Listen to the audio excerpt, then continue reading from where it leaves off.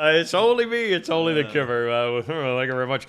With the Kimmer Show podcast, it's Friday as we speak, podcast number 462, the 5th of August. August 5th, yes. Well, let's not think about memories.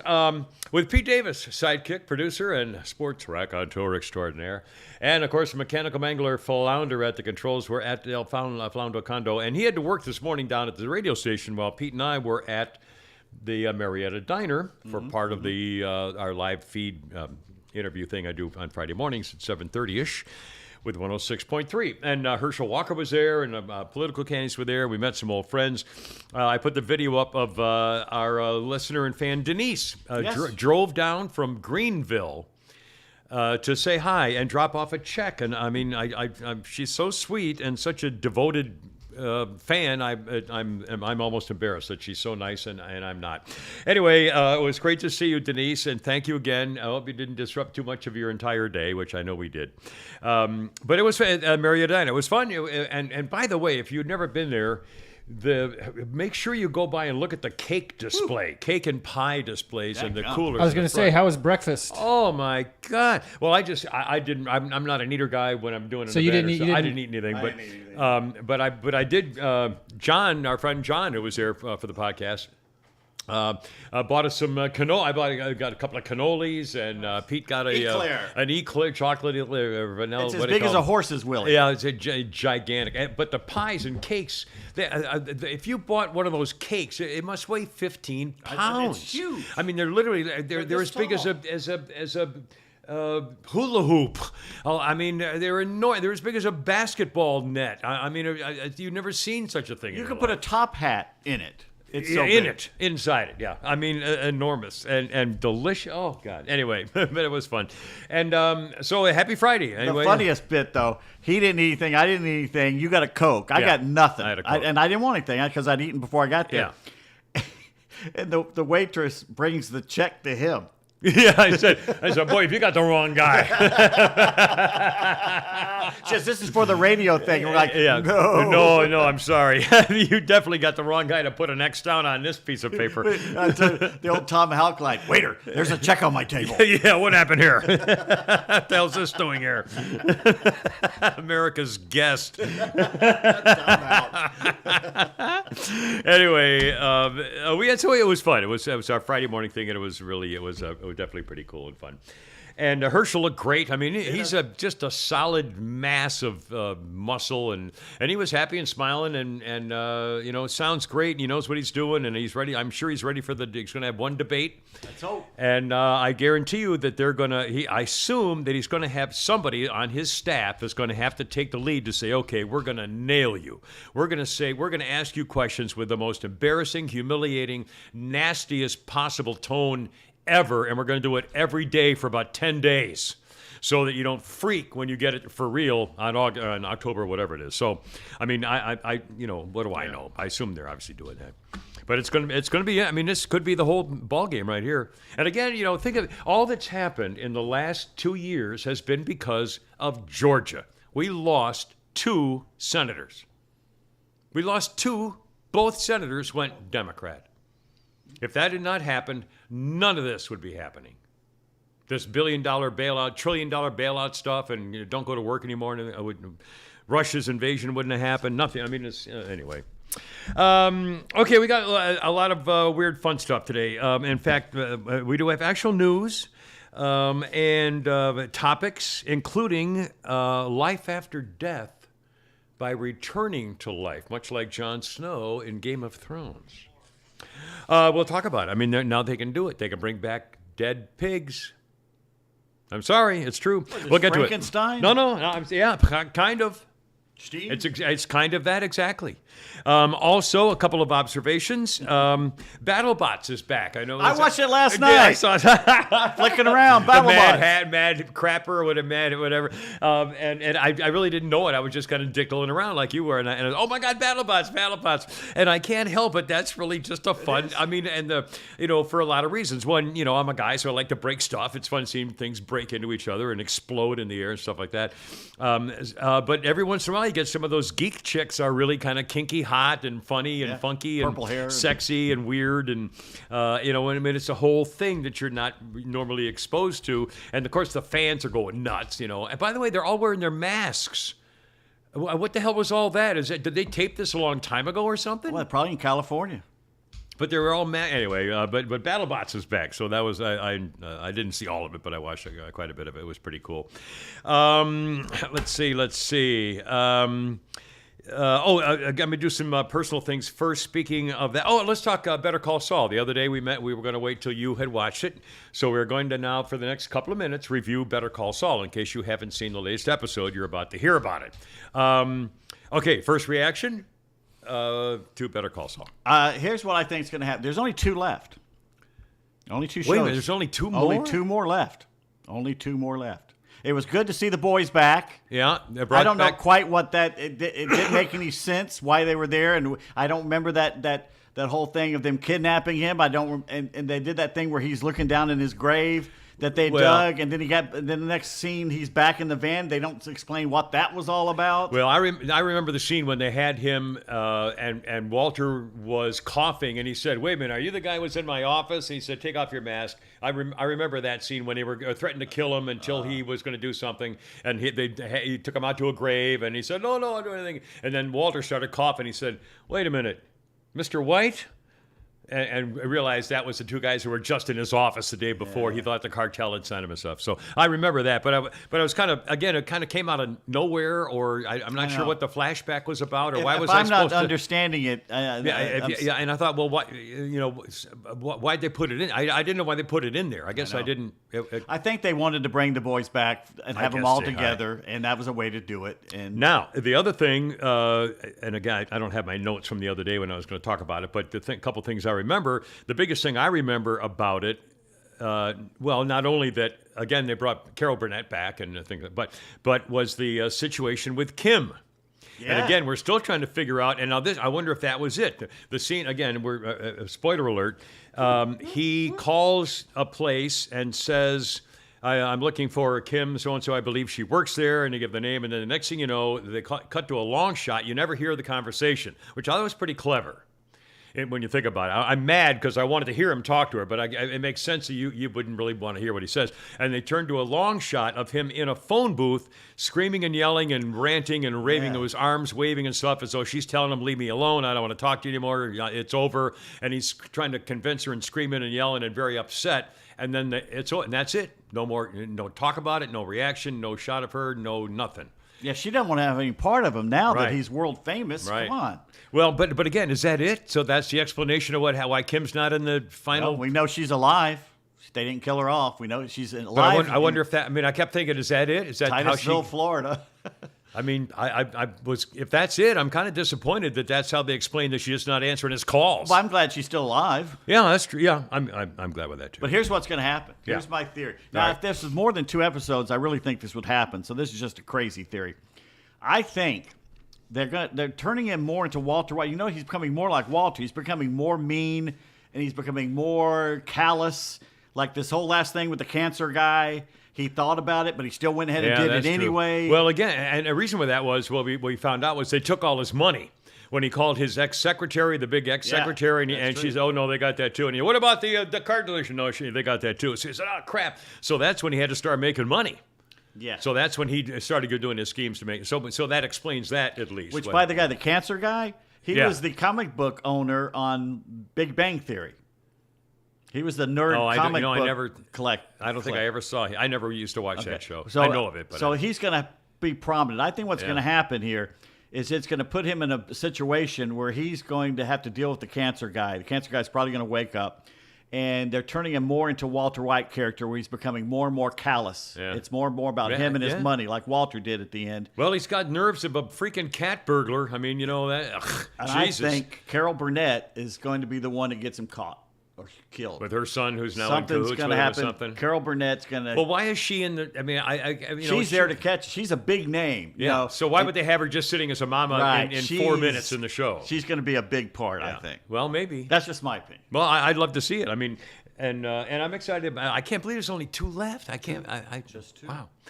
Let's see. God, where am I? So many billion things to talk about. Oh, I put a.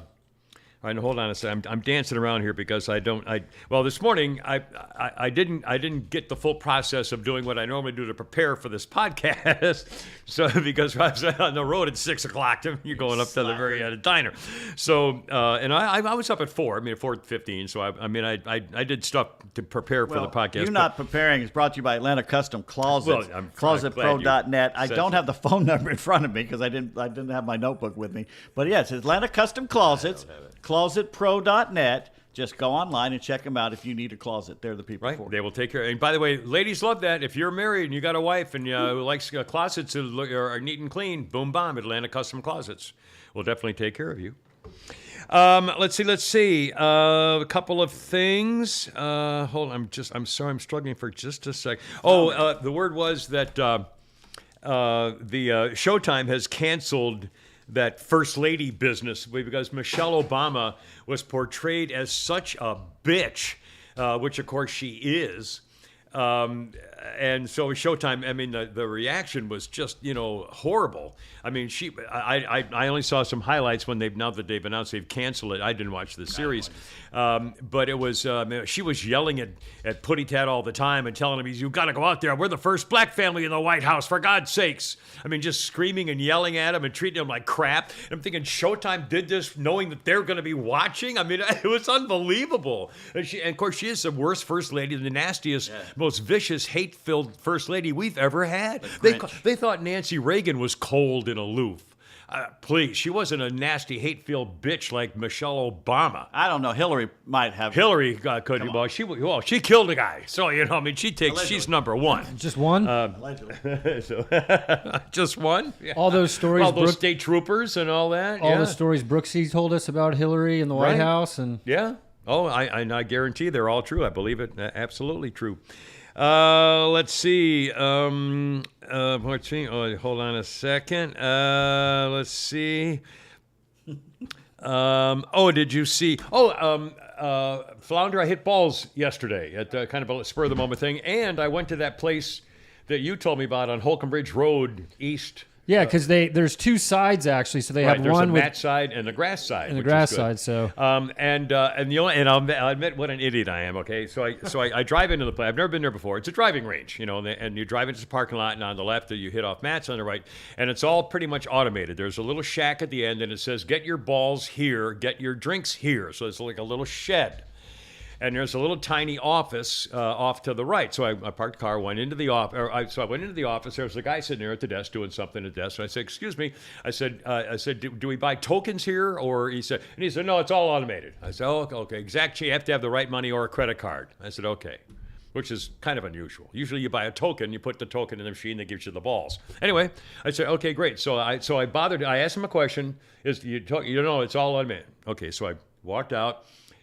I put my money in. I had a few dollars cash, and that's what. So I put the money in, and I put the basket under the scoop. I put the money in. Nothing happened. Of course not. And I looked around, and I didn't see any, hit this or press. I didn't see anything. And I waited and waited and waited, and I kept hearing the balls in the back of the machine being cycled and cleaned. So I knew they were in there. They're mocking but you. nothing. I waited 2, 3, 4 minutes, and finally I said, "Well, this is bullshit." So I go back into the office, and the guy's there, and I said, "I'm sorry to interrupt you," and he kind of, did one of those. So I put his pen down. And I said, I put the exact change in, but nothing. I didn't see where to do anything, and nothing's happening, and the balls aren't coming out. And he goes, and he stands up and he goes out to the machine, and I swear to God, it's hard if you can see it on he goes like this. And turns around. He put his finger. He just touched something on the machine and turned his back and walked out. And, showed me. I was there was a thing there. I didn't see it that said press this after you put your money in. when I went there for the first time, I used my card and I had to get help because it said credit link. Oh, instead of debit or whatever, and I was like, "Where the hell do I?" So I same thing. I had to ask for help as well. It was he made me feel like I'm such an idiot, and he humiliated me like crazy. And I said, "Oh, well, thanks a lot." I said, "There's always something." I mean, it's just, can't you just be nice? If I were there, I would say, "Well, it's a little button right here." I mean, what's the harm in that? Well, because he's done it a thousand times. But still, poor baby. I'm paying money. I bought his balls. I mean, I paid money to go hit his stupid golf balls. He should be saying, "Thank you, sir. Please come back," instead of "I'm going to treat you like an asshole." You know, I can't wait to go back and see you again. Actually, I you think know I'll what? bring you a freaking cupcake. That's actually today's customer service in a nutshell. Yeah, there you are. I don't give a shit about you. If Yeah. you can't figure it out, do it yourself. Well, that's the thing. Everything like that kind of stuff is going automated. There's the thing. There's nobody. There was a guy there, and he was doing something else and didn't want to be bothered. But that's how you make your money. I mean, I'm giving you money. You really should be appreciative. I don't know. I'm just saying. As J.J. Walker says, money. Monday. Anyway, just for the record. So anyway, whatever. So I did. So that was fun. I'm still, I can't change my whole attitude because I have a swing thought flounder for if we ever get back out there again, and I can pull it off given my physical condition. But I have to mentally make myself slow down and swing what I think to me is half speed. It's not half speed; it's full speed. But in my head, if I swing full speed, it's wham like that, and I can't do that anymore. I have to swing a different, and it's all in my head. Golf is all in my head. Is it your back? My hips, it's my hip actually, not my back. As much of my hip plays your. Guess what this sumbitch just did while we're at the Chattahoochee? We're watching all the girls and the mothers there, and they're doing all their things, and one of them's touching her toes or trying to touch her toes. And I said, God, I haven't been able to touch my toes in 30 years. I'm trying to, every day I'm getting better at it. He goes, Mr. Smartass over, I can put my hands on the ground. So he gets up and he puts his hands on the ground. in my cowboy boots. Gross. Well, I'll show you. But come on, man. I mean, most people can't do that. Now, where can Watch where it. Can they see me? Can they see me Hold here? on, now, let's see here. Now watch Turn it it crack. a little bit. Watch you blow something out. No. Actually, no, use this one. You do it. You show it. Can you, Yeah, should I go yeah. over here? Yeah, show it right there. Okay. All right, now I'm in, 2-inch heel cowboy boots. Okay. Now, are you ready? No bending of the knees. No bending of the knees, and I have my feet kind of, like normal apart, not really particularly wide. Normal, right? While we're young. Okay, here we go. And, I don't know, what are you doing back there? Very funny. I was going to go right on my teacher with his, All right, do it. All right, are you ready? Slowly. Look at this. Wow, that is pretty impressive. That's a hell of a view for me. How about that? Wow, yeah. I know. That's impressive. Thank you. I can't. Can you do that? I can't do that. I bet Flounder could do Flounder, can you do it? Try. You should be able to. You're only 40. it. Now, should we hold that for you? Do you know how to hold, or so you can do it? Nah. Is this wasting too much time? We should try. I want to see if you can do it, because you're athletic. You're in shape. He works out all the time. You ought to be able to do this. Let's do it. No, get your flat hand. Oh, my God, I can't believe it. I can't. How can I bend over at the waist and put my flat hands on the ground and you can't? I can't touch my toes. No. Wow, that's unbelievable. Sad. Very sad. I'm so sad. I gotta go. I'm going. I mean, that's really, I'm really amazed at that. I know. That's pretty nice. Wow. You're limber. I've heard, it's hard to believe. Let's see. I had the damnedest thing. Hold on a second. Weird story today. I put on Facebook yesterday.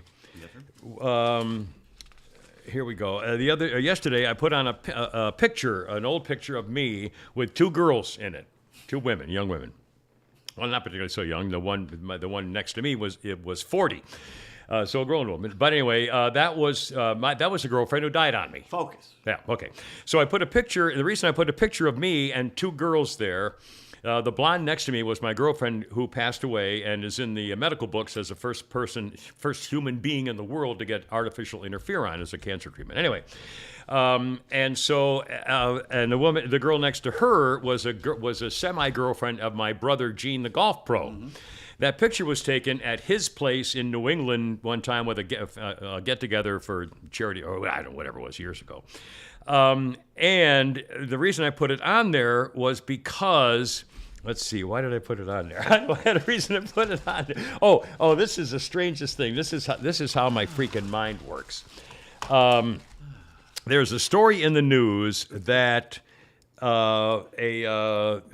Oh, I had it on my phone. I'm sorry. I know I'm floundering again. We were going up. Brought to you by the thing. FarmhousePrintingCo.com. That's right here located in Sonoya, Georgia. They do all kinds of printing for you. They got laser engraving, the commercial T-shirts, the Holy Crap in Sports T-shirts, Shannon Burke T-shirt, whatever. You got Shannon photos. Burke? They do Shannon Burke stuff. Yeah, absolutely. FarmhousePrintingCo.com for all your printing needs. If you have a picture you like and you want it on a T-shirt, send it to them and they'll put it on a T-shirt. And you can get one. You don't need 50 or like a company order of 100 or something. FarmhousePrintingCo.com. And our great appreciation. Okay, in Chicago, a bunch of kids tried to break into a parked car. A young 30-something woman with a concealed carry permit, which, by the way, in Chicago is very hard to get. Maybe not anymore, but it used to be impossible. Literally, you could not get a gun permit in Chicago. But anyway, she has a gun permit. She's in her 30s. She saw them trying to break into her car, so she showed up. She confronted the young males. One of them pulled out a gun, so she pulled out hers and started shooting. One of the 13-year-old males was shot in the neck and died. The rest of them fled. Investigators are still trying to figure out and investigate and so forth, but it reminded me that in Chicago, the only time I've ever had a car broken into was in Chicago. And it was I had bought a brand new station wagon. And the reason and it was my fault like an idiot. I pull up, I bought it and I pulled into my neighborhood. I was living near the lake and I was renting the first floor of a townhouse or whatever it was. Or not a townhouse, but one of those old brownstones. That's what it was. Sorry, I'm sorry. And so I pulled in, and it was out. There's no garages, so I was parking on the street. So I parked on the street, and one of my neighbors across the street, who I did not know, but I knew he lived there, said, "Oh, nice, you got that's a great new station wagon you got there." And I said, "Oh yeah, I love it." And he said, "Yeah, it's pretty cool." I said, "Yeah, I got the new stereo system for the radio and everything, and it's I said, really love it. It sounds great. And I'm really having a lot of fun with this new car." Yeah, about 3 days later, I come outside, and the front windshield, the driver's side windshield is totally smashed out, and my entire dashboard is gone. Yeah. All gone.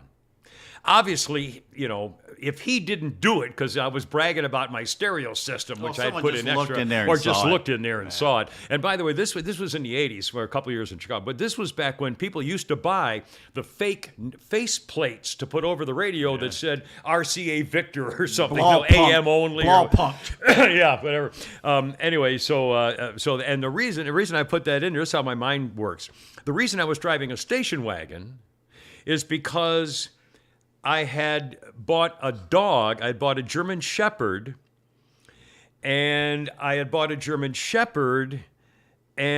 named him Cisco because that was where I met that girl Joan, the blonde next to me, who became my love interest girlfriend that I was going to marry. And we used to meet. The first time we met and actually started making out during the day and she was divorced, and was at a little restaurant. Yikes. Did you see that? Lights just went out. Doesn't affect that. There was a flash. Anyway, it was a little restaurant, cafe called Cisco's. And so I bought a dog, and I named him Cisco, and that's why I bought a station wagon. And the station wagon was broken into in Chicago, which is what happened to this kid. And my question was whether you guys have ever had a car broken into. And the whole thing was a nightmare. Glass everywhere. And of course, this was in the wintertime also. So I'm driving to work, at 4, 5 o'clock in the morning at my particular shift at 20 below zero with no window. I've never had a car broken into, knock on wood. Flounder, what about you? Been lucky. Yes, I've had a car broken into in Buckhead. They never broke my glass.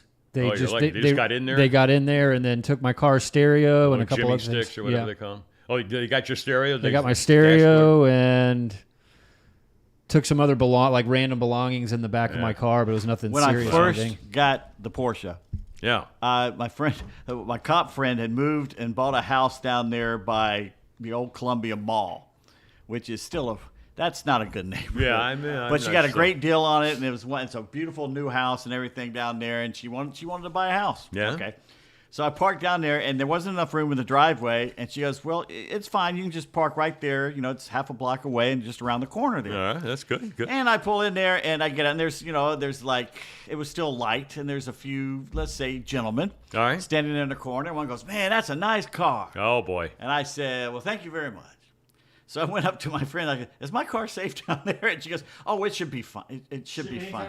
Should be fine. Should be fine. Should be fine." Famous last words. So I went down. It was dark, and I went down there. And first of all, I felt I didn't even want to walk down there Yeah. to get to my car in the dark. Okay, but I went down. I had to get to my car. And funny because she was a cop. She come out and kind of stood there on the sidewalk because she had a gun with her and everything. So I go, okay, I feel kind of safe. I feel unmanly, but what the hell? It's a bad neighborhood. So I get down there, and they had managed, and I still don't know how they did it. They had managed to pop my hood. But it locks. You can't get it up. Yeah. But I have no idea. They must have had some kind of device that could Electronic device. I don't know. It's not. Well, maybe it was that popped the hood, but it's locked, so it doesn't come all the way up. And they must have, either they looked in there and saw, wait a minute, there's no engine or anything in here. It's just empty because the engine's not in the just front. not in the front. It's trunk. Or they got scared pretty and they left and they didn't muck with it. Jesus, But I don't know how. To this day, I don't know how they got that hood up. That's a great question. How They did you must have the have alarm some on? kind of Jimmy thing that that pops the lock, but not all the way because it's. Yeah, a little slide metal piece. But there was no marks where they had scraped it. I was going to wonder or whether they anything. scratched your No, paint. didn't Oh, at it's all. the damnedest thing. I don't get that. A quick, we don't do a lot of crime here, but I wanted to update you. The other day, there was a horrible story about an elderly woman who was followed home in Brookhaven and tied up and robbed at a residence in Brookhaven. And it was an old lady that they followed back from the store. She'd gone to Publix like at noon, and they apparently had followed her. She started getting, they tied her up. They forced their way into her residence. I guess it was one guy. Forced his way into her residence, pulled a gun, threatened her, demanded money, bank cards, and her PIN. They tied her up with a phone cord, or he tied her up, I guess, sorry. And all of a sudden, later in that afternoon, she started getting fraud alerts from the banks on her phone that her purchases are being made near Buckhead. So she obviously got that to the cops, and they tracked the guy using release from the camera bank footage and stuff like that, and caught the scumbag, identified as a Ontavius Saray Bailey. Irish kid. A 36-year-old Conyers man, and they tracked him where he was arrested, charged with first-degree home invasion, false imprisonment, kidnapping, possession of firearm during commission of a felony, obstruction of law enforcement. I mean, boom, bam, bam, and I hope he goes away for 50 years. Following old ladies back from the store and busting in to rob them and tie them up. She hasn't a hair on her ass. If when he took her stuff and said, "What's your PIN?" and she didn't She say, said, "What's a collection series of numbers?" series of numbers designed to." But never mind that now. Oh, my God. Pretty funny. One more a quick thing. I thought this was an amazing story. And again, kids can do the Kids damnedest today. thing. A 12-year-old girl in rural Alabama had been kidnapped. The other day, she was able to chew her way through her restraints using her braces. She damaged her braces, which are, steel, metal things, her braces, and was able to chew through her restraints and was heading on down a road when some guy stopped. She's 12 years old. And they got hold of the cops. The cops got back to the place where she had been held as a kidnap victim, and they found 2 dead bodies, and they've arrested the guy in Dadeville, Alabama, wherever that is. They have arrested him, and he's now charged with not only kidnapping, but 3 counts of capital murder and 2 counts of abuse of a corpse. So I don't know what that's all about. Yeah. But a 12-year-old girl ate her way through her restraints and fled after being kidnapped. I mean, what a story. I've seen a YouTube thing. It's a little girl, and she does something with her shoelace, and she kind of gets it around that plastic restraint and manages to go seesaw it and pops it that way. Wow, It's really? amazing. Unbelievable. Let's see, a couple things. Oh, I thought it was pretty funny that, and I mentioned on the podcast this morning, one of the funny memes going. I mean, on the 106.3 radio show this morning, one of the great memes going around now is a picture of Brittany Griner behind bars, and the caption is, "This is what it looks like when you finally flee the repression of the United States," or something. Something like that. Yeah, 9.5 years. If she got, of course, that's not going to happen. But still, if they give up a freaking terrorist and the merchant of death in return for a soccer, Basketball. tranny basketball player who knew exactly what she was. Anyway. LeBron James makes more than the entire WNBA. Well, and by the way, did you hear check this out. This was unbelievable. Speaking of that. Bill Maher did a little... Bill Burr. Bill Burr, that's Yeah, right. Let me see if I can funny as find hell. it. He did a really good rant on the W. He's like, it's the women's fault. Yeah. It's your We fault. played You that. didn't show up. We played that was last week or so. I remember that. In fact, we're going to play a Bill Maher coming up here in a minute, which is a whole different thing, but really, really interesting. But here, check this out. You know that Dana Bash, who's now with CNN. I don't know what the hell happened to her, but man, she's out to get people like crazy. Dana Bash is now with CNN. She claims that if it weren't for sexism, that this never would have happened. Dana Bash says because of the WNBA's low pay compared to the NBA, salaries were a factor in her sentencing to 9 years in a Russian prison. Dana Bash says if it weren't for the wage gap, Brittany Griner would never have had to play in Russia to generate revenue for the league and would never have been arrested for having cannabis oil and vaping cartridge at a Moscow airport. Let's get real. How much of this is because she's a 6'9" black lesbian American? Because the WNBA sucks. They don't make any, as Bill Burr says. I got none it right of you here if we women wanna go play to it. it, and there's Right. no, It's your there's own no money fault. made to. Who's going to give them the salaries? It's not a business. It's not socialism. It's not a business. Well, it is a business. It's not a functioning business. It's not a working business. Nobody's making money at it. I mean, I guess they're surviving on $50,000 a year, which is more than I'm making. So who am and I to ESPN say? keeps shoving it down our throats like no one. I know two people who care. Right, but that's what I'm saying. Why would you have a company that nobody gives a crap about? I mean, it's your own fault. You're doing something nobody gives a shit about. You got it. Go. Yeah. Play Bill Burr here. Oh, here we go. Look at the WNBA. Dude, nobody in the WNBA got COVID. Nobody. They have been playing in front of 300 to 400 people a night for a quarter of a century.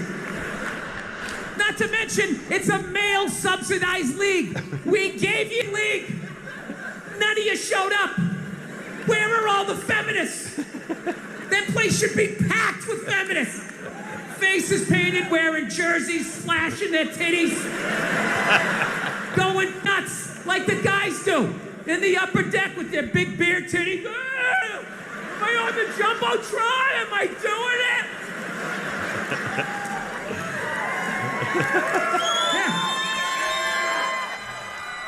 Yeah. You didn't.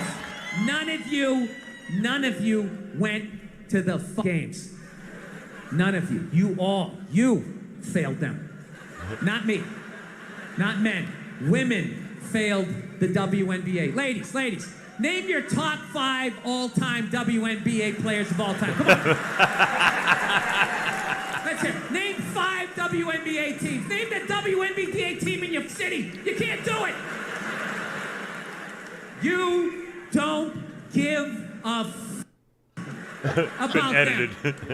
They play night in and night out in front of nobody. It's a tragedy, right? And then meanwhile, you look at the Kardashians, they're making billions. You look at those Real Housewives shows, they're making money hand over. Anyway, Bill Burr, one of my all-time favorite comedians. Let's see. A couple of fairly newsy things, if we can get you for the thing with the thing. I've been a couple of really interesting comments that the Republicans are trying to get on the FBI to announce publicly, and of course they're just our Miss Christine Wray, from Atlanta, the FBI director, is a freaking disgrace, a cowardly chicken-livered disgrace. Should be fired immediately when we get the next president in, please God. A couple of stories. I don't know whether you saw Ted Cruz trying to saying, you've sent a memo out, Mr. FBI Director, that says that the Betsy Ross flag and the Rebel flag and the Gonzalez flag are symbols of white supremacy and are dangerous for the white men that are biggest cause of danger in America. And so Ted Cruz takes off his boot and slams it down on the desk and says, "There's a picture of the Gonzalez flag. Are you telling me that it's a famous Texas, civil rights likes a battle flag. And he says, are you telling me that you believe that is a symbol of white suppression, that I'm a dangerous man? I'm wearing that every day. You come and take it. He said, come and take it. And then he said, and the FBI director, here was his answer. Instead of saying, my God, you're right, this is ridiculous, we got to stand up for instead of saying that, he said, I'm really not familiar with the document you have behind you that you're talking about. The document was from the FBI. It was the FBI document listing these things as dangerous. I know. I mean, his answer was, I'm not familiar with that document.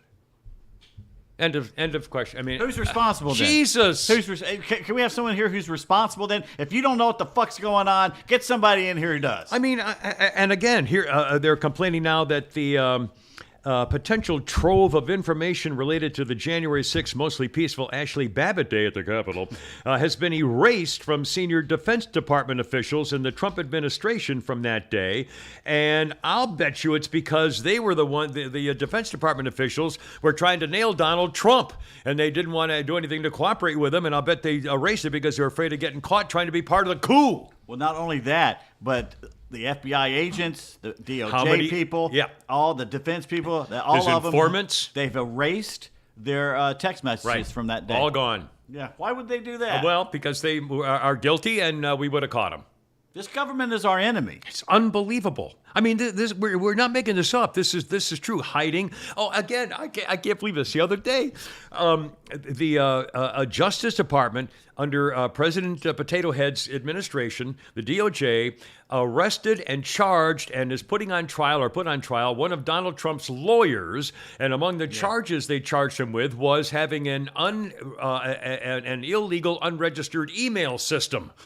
Oh, you mean like Hillary Rodham P. Stinky Fart Cabbage's system, where she erased tens of thousands of emails that were under federal subpoena, and then and literally smashed, chemically and physically smashed, and so they wouldn't catch her. And she was never charged. She was never investigated. She was never put under oath. She was never questioned about it. They said had her lawyer with her whenever they started talking to her, and she said, "Well, they said that you only wanted documents that were related to that, and these weren't related." Oh, okay. Thanks for telling us that. I mean, unbelievable. She had a whole server system. I know. And got away with it. And Trump's lawyer advisor used another email account, and they arrested him for it. How dare we criticize the Russian judicial criminal justice system right now when our criminal justice system has crashed and burned and is only working for one side of the political spectrum. It's the top of the Defense Department, the top of the National Security DOJ? Agencies, the top of the CIA, the top of the FBI. It's the top of all the DOJ. It's top of all the Attorney General. I mean, every single one of them are Trump haters who are still, and now what they're doing is they're covering up to keep the train moving, which is amazing to me. Who could think we're going in the right direction? Who wouldn't want to stop this? I don't know. They're all getting paid. They're all getting generational wealth to look the other way, and they think they can ride it out. I guess. Well, all those 50-plus Defense Department and intelligence officials who signed that document on the Hunter laptop thing should have their security clearances taken away and never given a chance to work or be part of the federal of anything involving security clearances again. And I was just thinking there was another thing to it too. What's her name from Tennessee, Senator, tried to get the FBI director to, she said, Mr. Director, Christine, can you now say that the Hunter Biden laptop, in fact, was not Russian disinformation?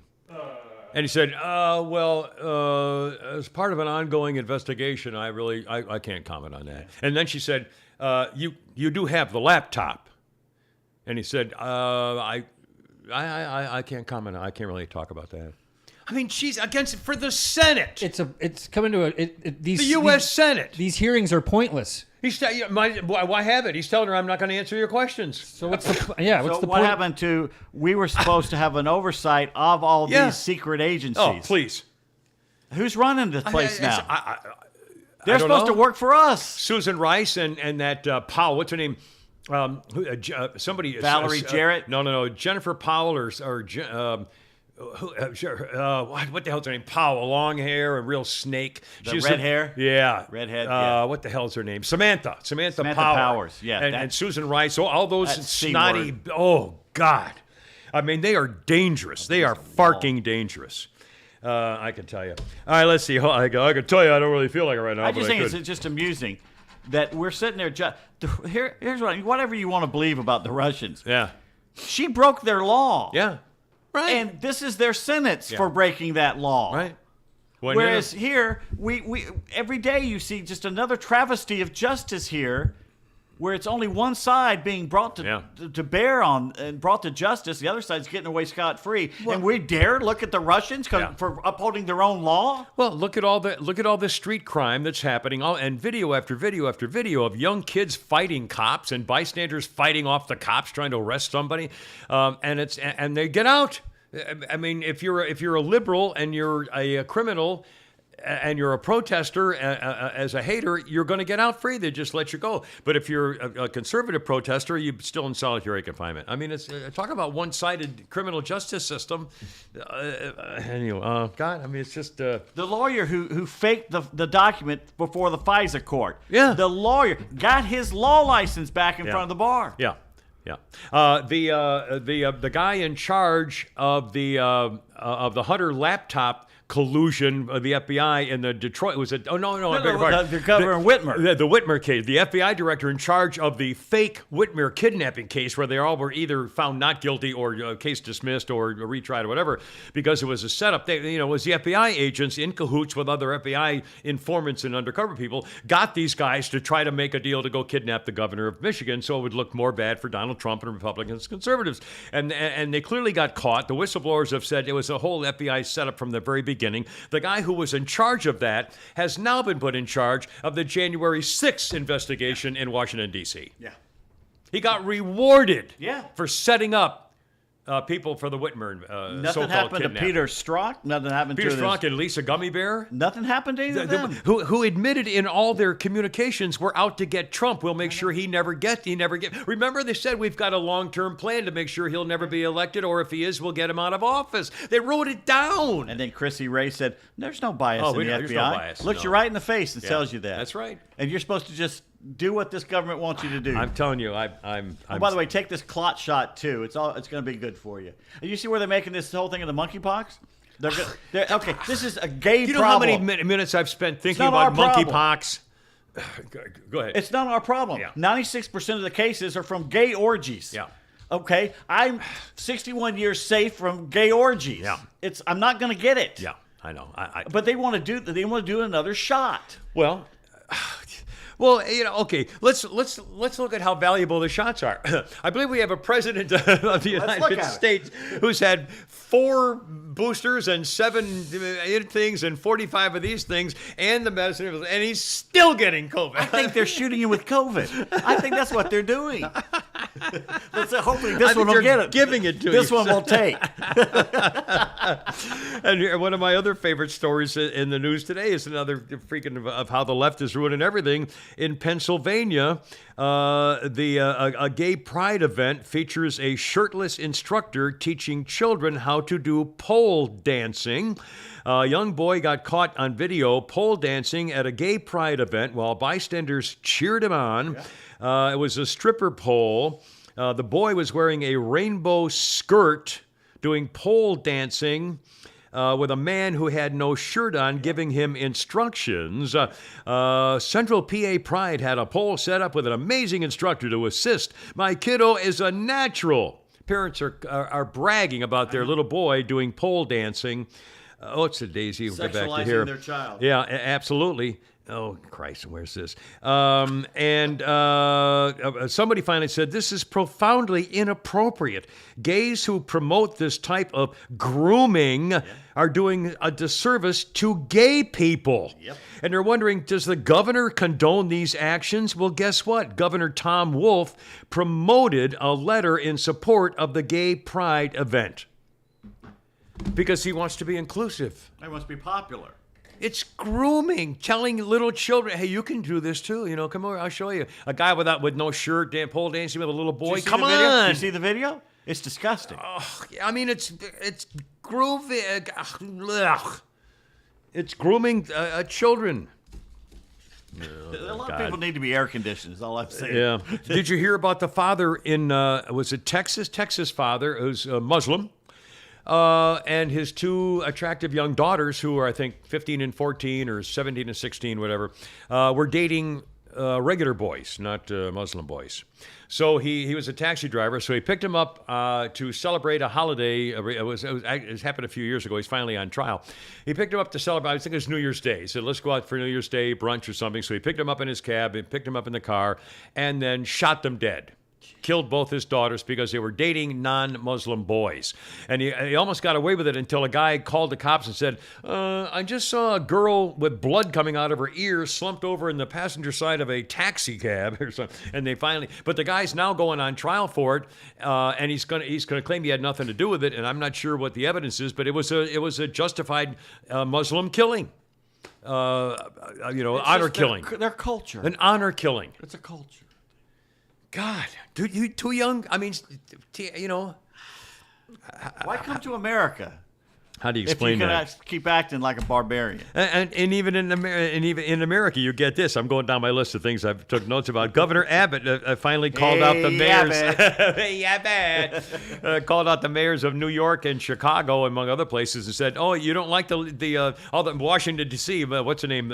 And they said, "Oh, you don't like the illegal immigrants coming into your town?" So the mayor of New York said, "Yeah, we've had like 300 immigrants, and we're crowded. We don't have any place to take care of them. You down in Texas, you ought to start building homes for all these people." That was his answer. Well, you people in Texas need to settle this by just giving them home, building them houses. Oh my God! And Abbott and all the governors in Texas were saying, "How do you like it? I mean, really? You have 400. I have 50,000 a month." I mean, they've had over 1 million coming in. How are they supposed to deal with those? And the city mayor of New York and also in Washington D.C. are complaining about a few hundred.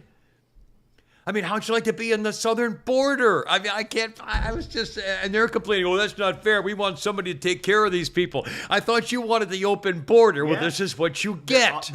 It's not in my backyard. That's right. Well, it is now. You want an open border? Bring them up there. Well, you take care of them. Right. I mean, really, that's what it meant. You wanted open borders for somebody else. You didn't want to take care of them. It's the same one that says, "Oh, you don't want to have an abortion? Then you're going to have to raise that kid." Yeah, well, please. You want open borders? You're going to have to raise that kid. It's all yours, baby. All right, hold on. I got a million things coming up here. A million stories. And we'll talk more about the Marietta Diner and having fun today and all that kind of stuff. Also, I don't know. I got to. Shout out to Rocco. Rocco? Tony. He said he was there. We met. Oh, Rocco. Also, I met. I can't I believe think he had an interesting shirt on. Yes, he did.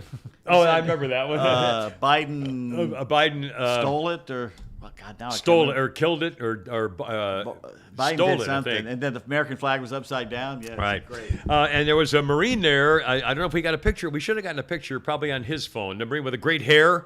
It's a young Marine, probably 25 years I got old. his phone number. His name is Michael or Matthew. I can't remember. And he had a hair like Jesse Like Waters. Shoney's Big Boy. It was beautiful. I swear to Shoney's Big honest Boy. to God, it was beautiful. Did y'all head of just hair. stare at him all morning? Stunning. You could surf on that hair. Stunning. And he comes up and he says, "Hey, Jarhead," he was a Marine, just got out of the Marines. He's also the head of the Young Republicans at Kennesaw State. Well, we got to get him on our program. And he said, "Hey, Jarhead," he said, "I just got out of the Marines 3 months ago." And I said, "You've already got your hair back?" I mean, it was awesome. I mean, really, it was freaking awesome. And anyway, so it was fun. We're meeting all the people out there today. All right, hold on. We'll talk more about that. And we got all kinds of stuff. Also, I wanted to, honestly, they're bringing back the dead. And the passing of a major economic force in the Atlanta area. And one of the most bizarre Dear Abby things. Also, it is a very famous day in history that affected even rock and roll songs, including by a certain Elton John. But we'll talk about that in a minute. Dead Crow Defense. Yes, sir. Major sponsor of the Kimmer Show podcast. Thank you, boys. Really appreciate it. Dead Crow Defense. Now, Dead Crow Defense is not a gun store. It's a personal arms dealer. And there's a difference because they're really going to take care of business. Now, Let's say you've been reading a lot about more and more people are looking for guns and weapons, and especially. Let's say that. Let's go ahead and say it together. And don't call me Shirley. And so, you're looking for your ammo, and it's hard to find that 9mm. Well, Dead Crow Defense has the ins. They get you what you're looking for. They don't scoff when you're saying, I'm looking for that 45 hollow point stuff or the 308 or whatever. They got what you're looking for. In fact, they make it easy to get firearms, suppressors, ammunition, gear sales, personalized service, the old-fashioned painless customer service with quality products the way you'd expect it years and years ago. Well, it's back at Dead Crow Defense. In fact, if you've been trying to purchase a suppressor and need an approval for it, you may only wait a couple of months with Dead Crow Defense instead of a couple of years somewhere else. I mean, they really have the in, and they get stuff done. By the way, the in-stock items at deadcrowdefense.com, in-stock items, ship the next day. If you're in a pinch or you just want to talk to them and see what's going on, or maybe you have a suggestion or a request, whatever, they answer the phone. Here's the number, area 678-576-9117, or check them out on deadcrowdefense.com. It's not just firearms and ammo. It's personal safety gear, security gear, outfits. I mean, you check it out yourself. It's really exactly what you're looking for all kinds of reasons for your personal arms dealer. deadcrowdefense.com. The sales team is at pretty much the same thing, sales at deadcrowdefense.com. See how that all works in together. Anyway, reach out to them. They'll get with you directly to discuss your needs and how they can help you. And please make sure you tell them that Kimmer sent you. Dead Crow Defense, your arms dealer. They're also running a promo. Oh, that's right.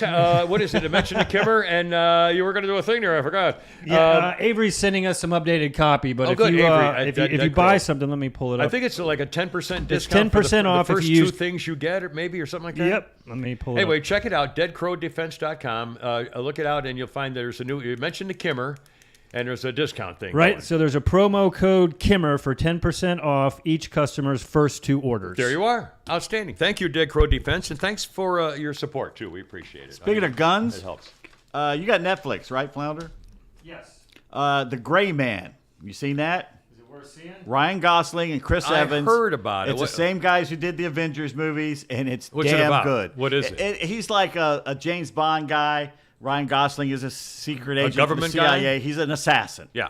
And they send him on a mission, and guess who's Anna de Armas is in it, kicking ass again. All right, now who's she? She was in the Bond movie, the Cuban girl that's in everything now. Oh, yeah. I like her. She's doing yeah. Marilyn Monroe. She's Marilyn, and some people are upset because she's kind of got a little accent, which I didn't really hear. Oh, she's the hot chick in the last yeah. Bond movie. Yeah, I read about the Marilyn yeah. Monroe thing too.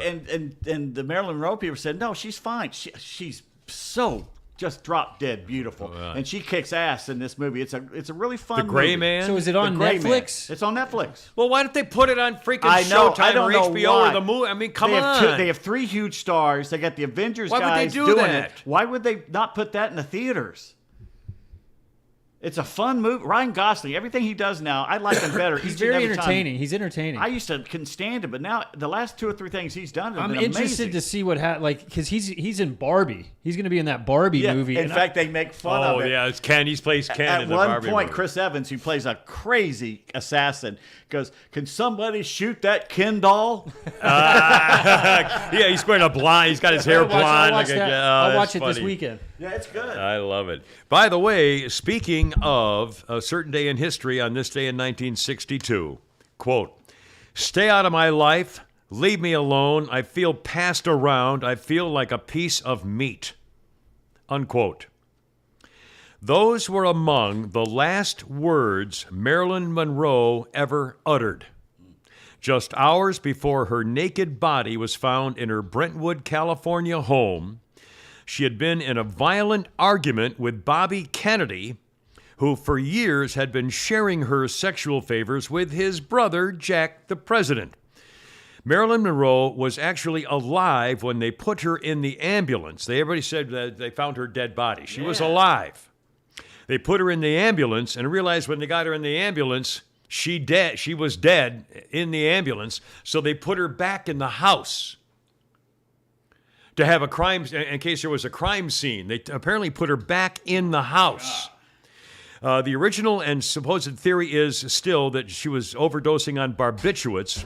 But one theory was Marilyn Monroe had become so close with Cuban expatriates and might have been sharing some pillow talk from the Kennedy brothers, the horn dog Kennedys, with people who would get back to Fidel Castro, who, of course, was still alive at the time, and the whole thing with Batista and That was Cuban new, that stuff. And after her argument with Bobby Kennedy, it was so contentious and so almost violent that his bodyguards had to separate them. And the word was that that's why they killed her, to shut her up, because she was about to become a problem. And it was an anal insertion of a barbiturates that killed her. But again, she apparently was a lie, and she said, "Stay out of my life, leave me alone. I feel passed around. I feel like a piece of meat." Marilyn Monroe. Who ever heard that story? I mean, we've heard things that, but still, I mean, what a horrible.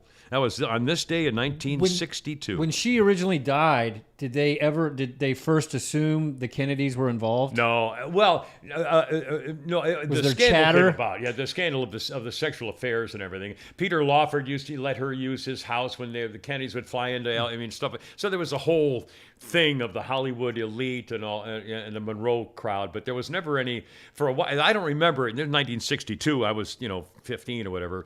But I don't remember anything other than the scandal of her with famous celebrities. But no one ever said the Kennedys killed her to shut her up for a while. Now, I think later on, I might have been maybe after, was it after? Well, I don't think it was after his assassination. I don't remember.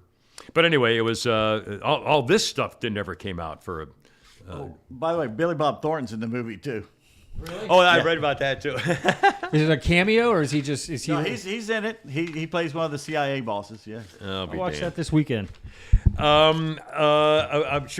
mentioned. Did I mention this earlier? I can't remember if I mentioned much or not. The passing of a philanthropist, Charlie Loudermilk, very famous Atlanta resident, passed away at the age of 95 from a stroke. He was the founder of Aaron's. Yeah. Aaron's Rent to Buy. Boy, was that a whole? Is that still going on? I guess are they still in it is. business? Yeah, I did when I was doing my when I was doing those activations and I was traveling. Yeah. That one summer, I went to all those minor league baseball games. I was doing an activation for Aaron's Electronics Rentals. Yeah, so they're still kicking. That was a huge undertaking business, and it got controversial for a while when they you're complained about the renting a rates and television? you'll never pay off the thing, but you just go buy a cheap one. I mean, it was a whole thing. But again, he was a philanthropist. He died at 95. He built companies, real estate projects, very humble beginnings in the 60s and 70s. But he believed in the Atlanta area. In 1971, he ran for Congress. And John Portman, Herman Russell, some others supported him until he finally won 2 years later. In 2008, he stroked a 7-figure check to refurbish the rundown former movie palace into a community entertainment venue of the Loudermilk business start in, off of Howell Mill Road. People would sell bottles of Coca-Cola to the people going into the movies, which is now Buckhead Theater. He said back then, if you didn't have a well-known family name, you were closed out to a lot of opportunities, Loudermilk wrote. Anyway, he has passed away at the age of 95, quite a force in the Atlanta economic community, to Charlie Loudermilk. Speaking of life and not life, this is scary. Let me tell you, and let me ask you how you feel about this. Hours after pumping synthetic fluids through bodies of dead pigs, hours after they were dead, a team of researchers at Yale observed their hearts beginning to beat. Blood circulation was restored. Some cellular functions were revived in vital organs such as the heart and the liver. Well, the thorny ethical issue now surrounding the definition of death. The pigs were dead. They used a device similar to a heart-lung machine in surgery, an experimental mixture of fluids that promote cellular health and reduce inflammation on pigs an hour after they no longer had a pulse. Another group of dead pigs was put on a life support measure that oxygenates the blood outside the body. At the end of 6 hours, they found the organ technology was capable of delivering adequate levels of oxygen to the pigs' whole bodies, restoring certain key cellular functions in organs such as the heart, liver, and kidneys. The dead pigs connected to the machines, though, failed to have their blood supply oxygenated, and the bodies went into rigor mortis.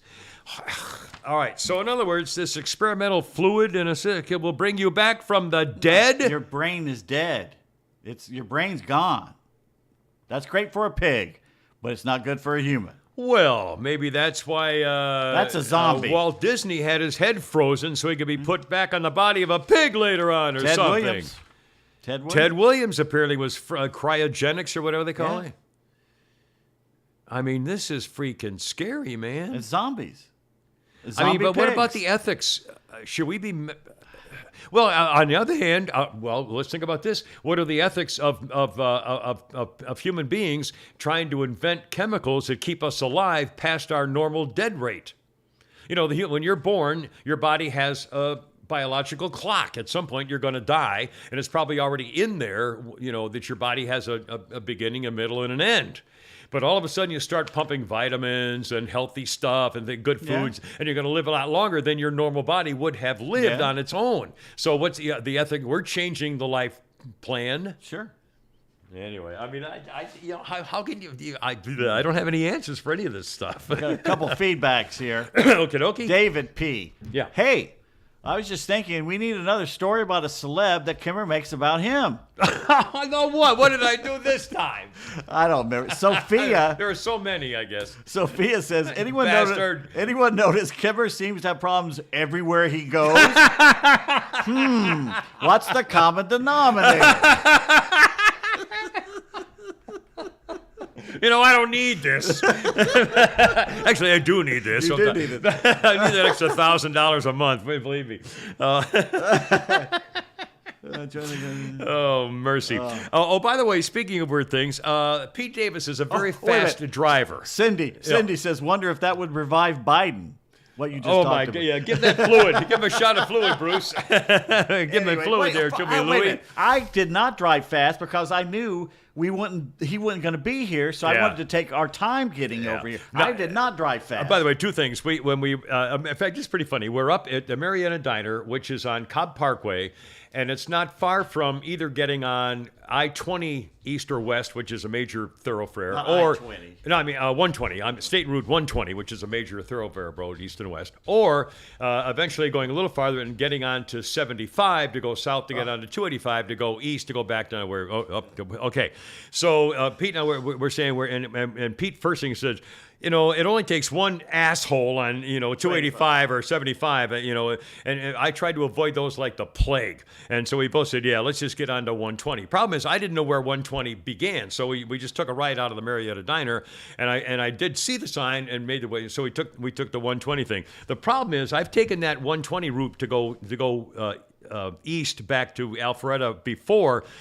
And I did it once at night and missed a turn. As you're about halfway there, there's a sudden swing, instant exit to the right with a hard right turn for the 120 east, and I missed it the last time I did it in the dark. I was in the middle of nowhere. I think I was in Canton. I don't know where the hell I ended up. But again, thank God you were ahead of me because I'd have missed it. I wasn't thinking about it, and it's a sharp. So anyway, we got on that. And then the next fun thing was Pete's in the right-hand lane. Somebody was in front of me, and I was trying to kind of get up next to Pete, and then all of a sudden I realized there's a cop. A cop pulled in behind Pete's car in front of me and behind Pete, and I was in the left-hand lane, and the cop was speed limit 45. Cop was doing 40, 41. Yeah. So I'm in the left-hand lane, and I'm thinking, well, I can't stay here because cars are coming up, so I can't.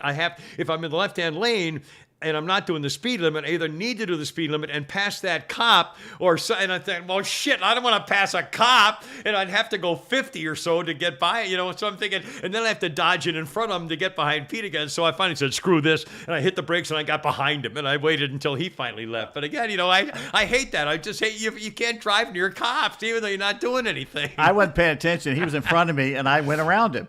And I realized, okay, that's a cop, and Yeah. I'm going 50. I'm 5. It was one of those station ways. It was an SUV, Yeah. black SUV. Yeah. I'm already 5 over the limit, but what the hell? I'm already passing him, so Yeah. I'll just go ahead and pass him. And then I pulled in front of him. Right. Not right in front of him, but right. in front of yeah, him. you were fine. And I said, well, now I got to go the speed limit. So I dropped back down to 45, and then he's behind me going, what the is he doing? Yeah, and that's what I was So going. then he pulls out to go around me. You made him go around, yeah, which is the best thing to do. And make him go right around you.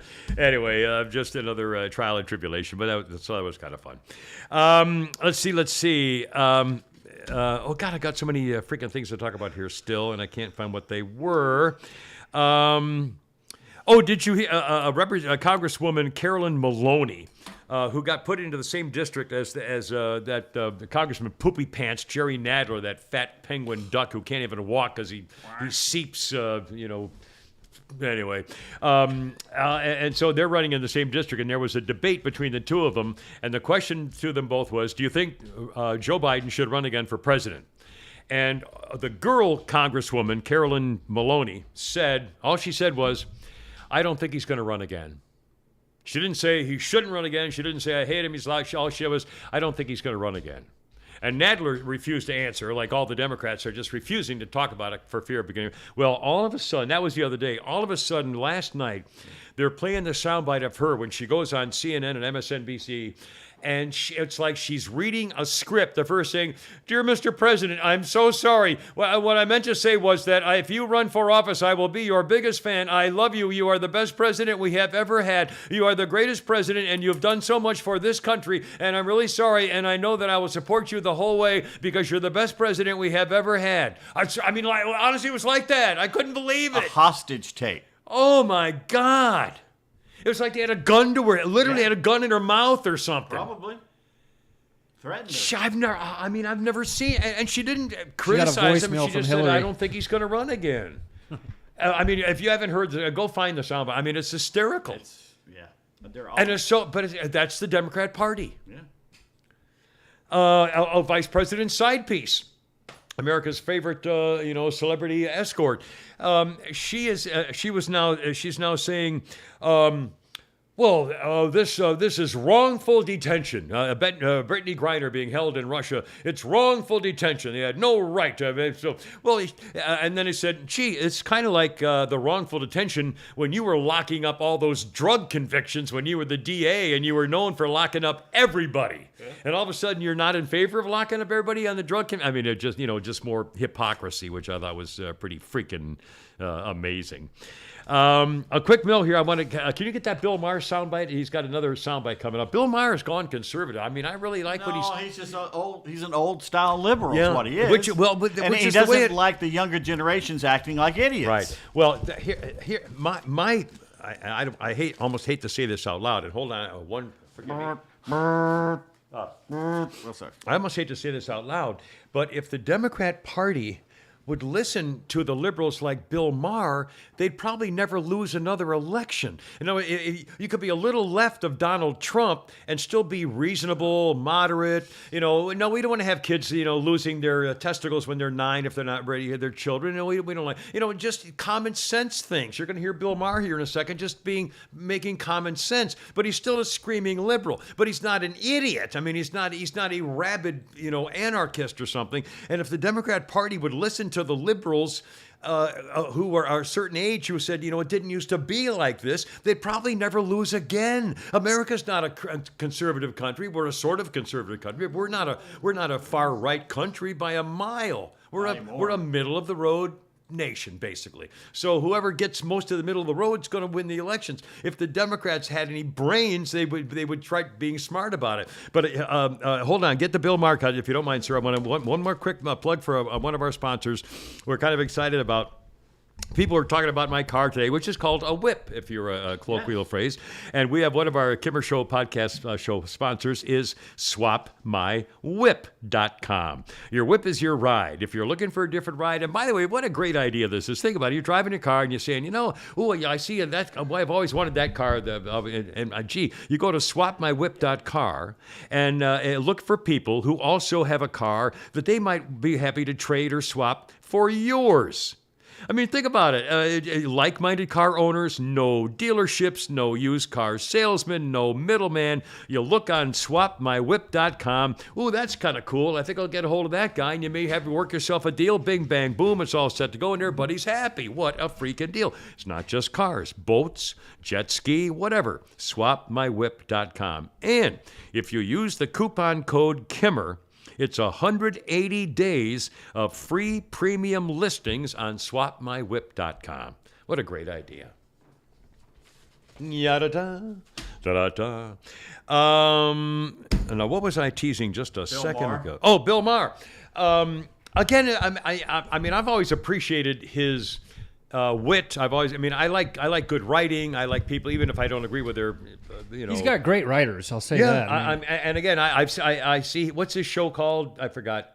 Politically Correct, and who's the other guy who does it? The hater who does it with the glasses, does a 30 minutes with Jon Stewart. John Oliver. John He's, Oliver, yeah. That British. Yeah, I know. He's on But again, HBO. I He's a little bitch, is what he is. Yeah, I totally agree. But I do appreciate the fact that he has a shtick and he's good at it. So I mean, I can appreciate talent, even though I don't like it. It makes me angry. And same with Bill Maher. But listen, here's Bill Maher making sense as a screaming liberal, and I thank God the Democrats are ignoring him. Maybe the girl who hates girly stuff just needs to learn that being female doesn't mean you have to act like a Kardashian.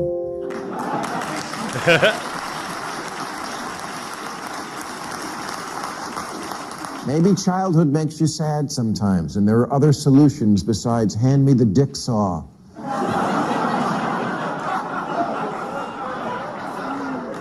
And look, I'm sure the vast majority of parents do not take this lightly.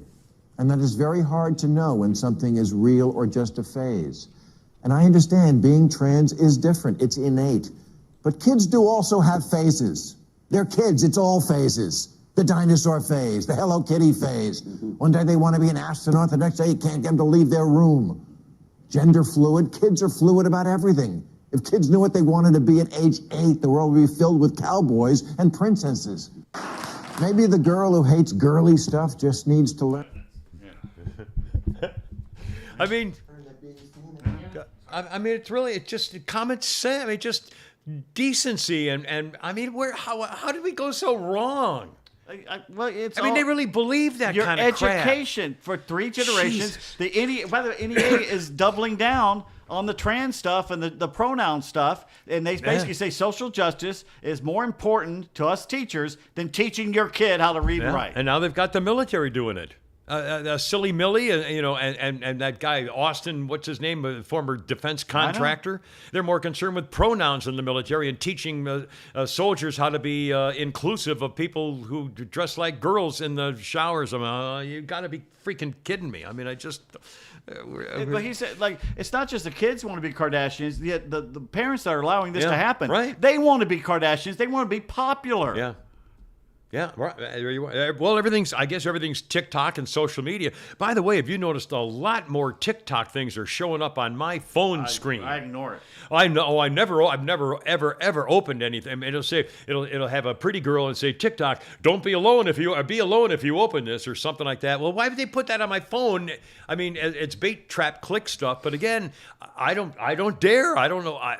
It's just. But why is that all of a sudden that's popping up? So they paid. It's mostly somebody to be on my phone or narcissistic women dancing or looking at the camera. It's like, I don't give a blink about you. You know, the other thing is, and I will tell you that I only found this out because somebody told me, not that I have any personal knowledge of this, but if you go on certain adult websites, you can just click on a particular thing and you will have thousands and thousands of young teenage girls doing unspeakable things on camera for you.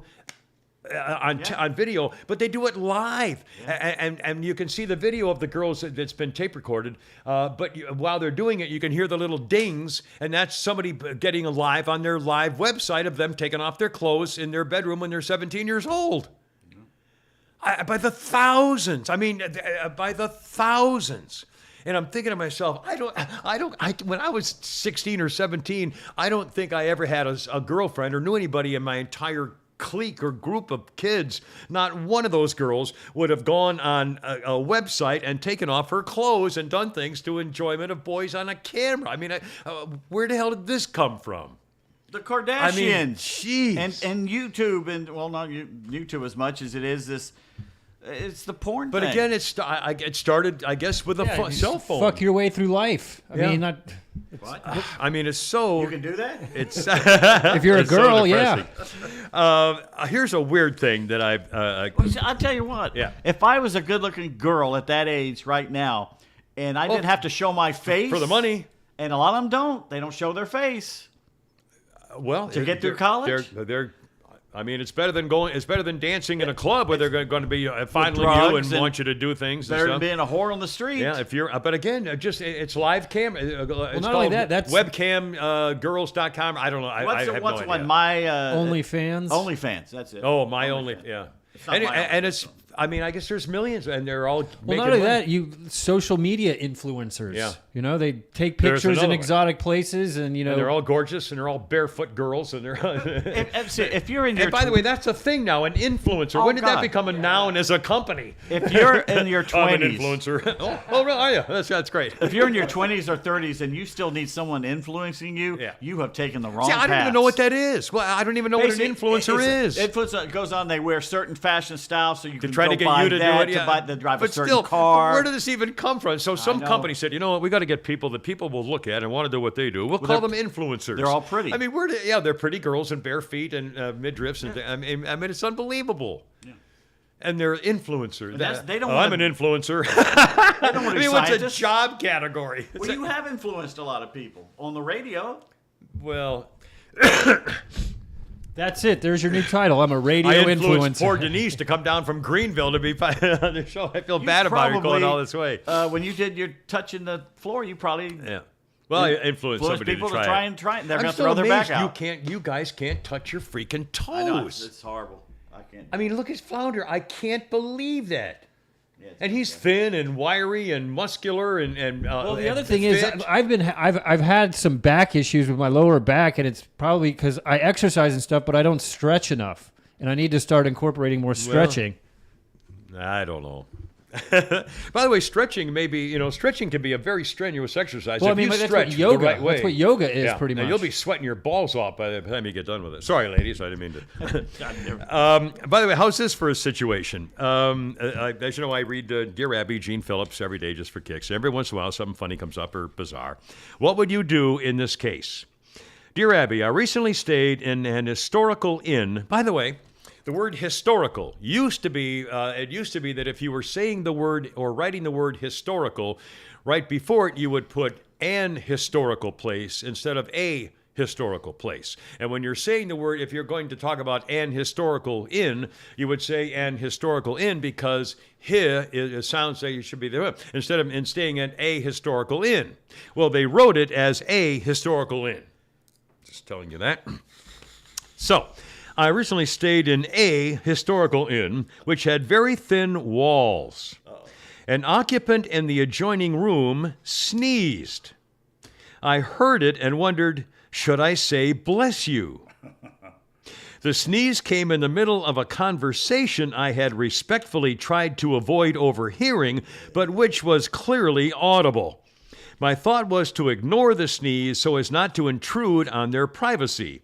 An office mate believes I should have responded to the sneeze. Your thoughts would be appreciated. Okay, you're in a hotel room in an historic place, not that it makes a difference, thin walls, and you hear talking and you hear some guy sneeze. Would you have any reaction? I do it silently to myself. I say God bless you, but I don't do it where they can hear it. Okay, so you would not want to intrude on Right. their privacy. Right. Flounder, what about you? I always say bless you. You would say it out loud? Yeah. I'm not gonna. If someone's over there, I'm not gonna say, "Hey, bless you." But if Right, someone's but if- right around me, I just be like, "Bless you." Now, would you assume that they would hear you saying? Would you say it loud enough so that you think they would hear if- it, or if you it would was just so, automatically like, say it out loud? If I was in a restaurant and you sneezed and we are where we are, I wouldn't say bless you. But if someone was near me Yeah. and they knew I could probably hear it, I would say All right, bless now, you. but through the wall to a perfect stranger you've never known was talking to somebody else and he sneezed, and would you say it loud enough for him to hear it? No, you're because, writing on the wall. No, next to because he doesn't know I'm there. You know. him. Right. Okay. So, privacy. You wanted to avoid being invading on his privacy. Exactly. I had a privacy. similar, almost exactly the same situation a couple years ago. ago, I was in Jacksonville, and I stayed at a hotel. It was a nice hotel. And the couple next to us, next to me, basically rutted for 3 straight days and nights. Oh, boy. They never left. Yeah. And it was sex over and over and over again, and you could hear it right through the wall. I didn't remember even have you- to put the glass up on the wall at all. You told us about this I told story. you about it. It was amazing. It was so loud. I actually recorded some of it on my phone, and it came through on my phone. That's how loud it was. And I swear they didn't leave for 3 days. They didn't leave that room for 3 days. And Didn't they break up and then get back together? And some of it kind of got raunchy and painful. I'm just saying Oh, I think I know that girl. on that. And I was thinking the whole time, should I say something? Should I, Yeah. should I knock on the door and say, Need any help in there? look, guys, if I can hear it, everybody else can hear it too. Well, here's what the Yeah, answer that's was. it. Would you like some help? When the guy wondered whether he should respond or not, my mate says I should have responded to the sneeze. Dear Abby wrote back, I agree with your office mate. If you had responded to the sneeze, it would have alerted your neighbors that their conversation was not necessarily private, which would have done them a favor. I don't look at it that way at all. No, they could knock on the door like, what the hell? You listening I to us? think the only thing I might have done would be to move a couple of feet away from the wall and start coughing real loud, so they could hear that they could hear me, knowing therefore that I could hear them. I guess you can turn your TV on. Or that you could do that. I mean, I might do something to let them know that I could hear them, because clearly, if they can hear me, they must know that I can hear them. And by the way, that's not an historic's got nothing to do with it. When I stay with the kids and my favorite ex-wife and husband, I meet them at the beach every year in Florida, and I stay. There's only 2 places to stay, either the Hyatt or the Hilton. And so I used to stay at the Hilton, except the walls were so thin. Literally, you can hear every conversation on both sides. And I went to the front desk and I said, I can't believe this. How can you still operate the Hilton? It's not, the dollar store inn or something, Anyway. I stay every time we'd go to New York. We stayed at the Hilton. They're right by Radio City. Yeah. It Well, was the a one nice down, hotel. the one in near on the beach down past Sarasota. What do you call it? Oh God, why can't I think of the name of Past it? Sarasota? Past Sarasota. It's near Sarasota. It's just south of Sarasota. It's Not Jupiter. No, that's the other side. That's Naples. right. No. Sarasota. It's on the Tampa. west coast. No, Homosassa. those were on the east coast. But it's Northport. Oh God, no. It's just a little Dunedin. resort area. I can't remember the name of it. I'll think of it. God darn, I hate Rat doing fart. this. Rat fart, I hate Florida. doing this. All right, hold on a second. We're going to talk about David Cosby and the gendarmes on this day. Also, stars of rock and roll pick the songs and music that changed the world. And we're going to talk about that very briefly in a second. First of all, M&S Title Pawn, another sponsor of the Kimmer Show podcast. Glad to have you guys aboard. M&S. Again, the company it's 2 letters, M and S, Title Pawn. If you say it together, it sounds like M&S, which is not actually a word, until you're looking them up on the web. I'll get to that in a second. M&S Title Pawn in a beautiful Bremen, Georgia at 306 Laurel Street, Suite A. M&S Title Pawn is open Monday through Saturday. Love to have you there. Visit them in person. They also have a phone number if you want to give them a buzz, see what you might have for them or vice versa. M&S Title Pawn, here's the number, 678-821-3337.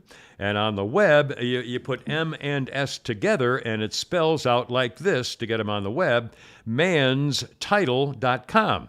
When you spell M&S Title, it goes out M-A-N-D-S title.com. Okay, manstitle.com, M&S Title Pawn in Bremen. And thank you so much for your support. We really appreciate it. Again, if you go to thekimmershow.net, you can look up everything. You can sign up for YouTube. Again, just click it and click subscribe. You don't have to pay anything. It's free. You don't have to ever do it again. It just helps us get numbers of people supposedly watching. Mike, engineer Mike, had a idea Yeah. about the video. Okay. What, horse video? No, What the, video? The video that we The video of that Pete caught the bad guy. Yeah. put it on. Anonymously? Yeah, put it on the website on Pete's little page. Hey, if you see it, you see it. If you don't, you don't. Yeah, I thought about doing it on my own private Yeah, but still, one. then you'd be But everybody, on the hook. But I'm connected People to who the know show, the two of you, yeah. and it would still bounce back. I think. Well, but the people who know you and him and me and all together are still, and there were thousands of Yeah. people who know the link. So But yeah, well, that's an idea. Yeah, again, Some of the we folks want to at talk Digging about this. Broadcasting So, got a big laugh out of that. yeah, we want to talk about this so bad. I want to hit him. I almost, when I had a chance to attack him, I almost did. I mean, I literally almost started a physical fight. But That's how angry I am. I wouldn't be doing this for revenge or anything. I'd be doing it would. just to point out what an asshole this guy is. Right. Well, they knew. Look they who's know. running your ship. They know. He's drop dead drunk. Yeah. At least on that occasion. Literally. I mean, sloppy drunk, not being able to walk drunk, Yeah. helping to the car drunk. Yeah. Pin a note to the chest. Right. Please My take name. me to this home. I felt bad for the poor Mexican guy that had to take him home. Yeah. I would have. He wouldn't get out of a chair, much less Yeah. get out of a car. Yeah. Slapped away his hand trying to help. What are him. you going to do? How are you going to get him to the car? I don't know. I mean, to his house. And was that a taxi or an Uber or something? It was kind of it was like a minivan type thing. But it was a really Lyft nice. service of some kind. Yeah, it was I wouldn't have put him in my car. I tell you what, Drunk as he was? I'm surprised he did it. Yeah, put him in the trunk and you could tell he in a was bag. Mexican He'd or puke something. on himself. Yeah. And I wouldn't have let him in. I said Yeah. no, because he'd either puke or Yeah. he'd be Or be passing out. belligerent or You couldn't- fight you or God knows what. Right. Yeah. Which he might have done. Yeah. Maybe he did. We don't know. I haven't checked the news. Anyway, let's see. A couple of birthday type things. Maureen McCormick. Marsha. From the Brady Bunch. Maureen McCormick is 66 today. Lonnie Anderson, 77. Yeah. You know, she never did anything for me. I never thought. I mean, she was obviously a beautiful, buxom In woman. the 70s she did, but the older she got, this like She was just too much. it was too much. And by the way, I mentioned Marilyn Monroe. For the record, I was going to think I forgot to talk about it. As a kid, I was a teenager in 1962, obviously a young teen. But I never I remember Marilyn Monroe and Jane Mansfield. They were kind of the two lookalike blonde bombshells, so they call. Mamie Van Doren. Mamie Van Doren, Jane Mansfield, and Marilyn Monroe were the three real. Who was the Mamie was the British one, wasn't she? There was I a think British she girl. was, yeah, but she became an American movie star, so Yeah. she was of the three of them. Brigitte Bardot was not the blonde bombshell; she was the sex kitten in France. But the three, the bombshells were Marilyn Monroe, The blonde ones. The blonde other ones were Sophia Loren and Gina Lollobrigida. Gina were the Lollobrigida, dark-haired right, ones. right. Anyway, Elizabeth so of those, they never appealed to me because back in the day, I was always a leg man. I was a leg boy. I was a leg child. I was hot legs, man. I was looking at the girls. But women back in the 50s and into the 60s and 70s were not really in very good shape. They were not very muscular. They might have had really good figures, but they were not very muscular. In fact, I remember Bonnie Pruden used to do commercials, and she was in all the advertising magazines and all the newspapers. Shape Up with Bonnie Pruden. She had a TV show trying to get women to exercise because, quote, behind every curve is a muscle. Remember that? You probably don't remember that phrase. It was very famous back in the day. And the reason was that women were not in shape. They didn't exercise. Women weren't joggers. Nope. They didn't go to the gym. There were no gyms for They women. were soft. Yeah, they were were soft soft. and yeah, they were. And so they never really appealed to me because they just, until they started getting in shape because being a leg man. And You're again, a leg man. I'm a leg man. Were you a leg man, huh? Thank you. And for the record. Anyway, so just I thought that was kind of curious that she never really appealed to me. And Lonnie Anderson, either 77 today. James Gunn, the director, is 56. Now he's back, right? Then he got blackballed, and then they said, "No, it's okay," and he came back, right? He's back. Patrick Ewing is 60 today, former NBA star. I guess he's a Hall of Famer, right? Yeah. This day, 1983, David Crosby from Crosby, Stills, Nash & Young got sentenced to 5 years in a Texas jail for having cocaine and guns and being bad. Crosby had slept through his entire trial. They let him out in 3 years. 2005. Now, this sounded kind of bizarre, and I did not look up all the information to it because it just was, not that of interest to me, but I thought this was fairly amusing. In 2005, Uncut Magazine did a survey, and they asked various stars from rock and roll and the movies, what are the books, movies, TV shows, and music that changed the world? They interviewed people like Paul McCartney, Keith Richards, Lou Reed, Robert Downey Jr., all sorts of people. One result of categories of specific things that changed the world. On the music poll, all these celebrities voted Elvis Heartbreak Hotel as number 2 for music that changed the world. The number 1 sound of music that changed the world, according to all these celebrities, was Bob Dylan, Like a Rolling Stone. Well, that's like the greatest song ever written, Yeah. supposedly. Yeah. And by the way, a lot of his songs, if you, the ones that maybe weren't as well, that's not true. Some were as popular as his top hits. His lyrics are really interesting. If He's you a actually, genius yeah, at- if you at actually lyrics. look at or listen carefully. I never used to. When rock and roll, I never really clearly listened to the lyrics. Half of them you can't I mean, understand listen anyway. to Hurricane or Desolation Row. Those things are masterpieces. Bob Series- Dylan's Dream. I mean, Series of Dreams is basically he's talking about dreams he's had, and you listen to it and you go, God, I've had that dream. And What's it's the one? The Fifth Avenue, not Fifth Avenue Heartache. What's the Not one? dark yet. No, you have to be Positively 4th Positively 4th Street. I mean, the lyrics in that are really amazing. Or they're stuck in Mobile with the Memphis Blues again. Yeah. Anyway, Bob Dylan, Like a Rolling Stone, number 1 music. The great bit. line in the first song you talked about, Like a Rolling Stone. Yeah. He's talking about the cops in Mexico. It's about you better not need them because they sure as hell don't need you or something. I forget the. I can't remember. What's the name of the song? It's oh God, what's Like the a name? Rolling Stone? Like a Rolling Stone. There's a bit in there about the cop, and it's perfect. See, I don't know what that lyric, and I should have known that for 50 years. He's got it right there in front of him. It's kind of down in the song there. It's about the cops. The cops here don't need you, and man, they think the same or something. What is it? It's got to be right there. Again, the Bob Dylan lyrics. I was the other day, Positively 4th Street. I was Serious? listening to that, and I said, God, I don't think I've ever heard that lyric. You don't see it? I'll find it here. Y'all banner for All right. Well, I'll do a couple things while you're looking. On this day in history, we mentioned something like this the other day, Pete. 1934, Oklahoma, the Dust Bowl. Oklahoma. A drought with temperatures of nearly 120 degrees and a drought killing people and livestock. 30,000 cows just basically up and died. 1934 Dust Bowl. 1957. American Bandstand makes its debut on ABC television. Dick Clark hosting. It had been a local show in Philadelphia, and we never missed American Bandstand as kids. bet And you I did. remember they had the same characters showed up to do the dancing to the songs every single day.